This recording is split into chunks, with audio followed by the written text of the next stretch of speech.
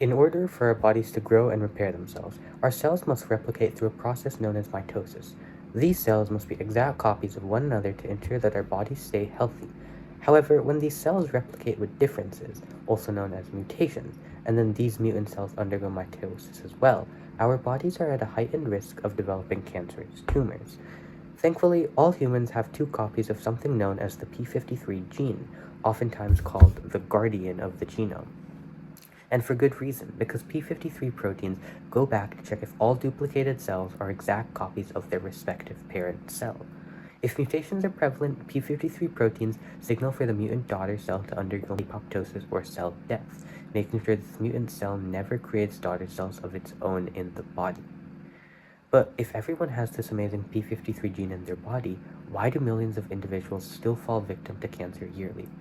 The answer to this can be one of two things.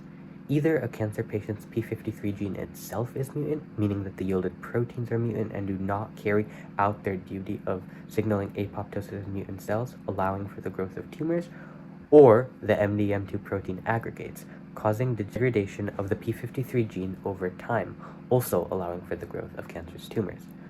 With the help of Lumiere, my research would look to focus on the latter of what occurs in cancer patients.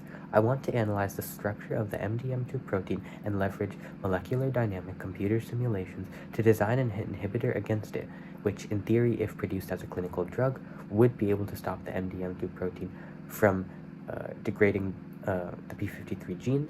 This would allow the p53 gene to be expressed and constantly enforce apoptosis against mutant cells, in turn exponentially lowering and mitigating the risk of an individual ever developing cancer.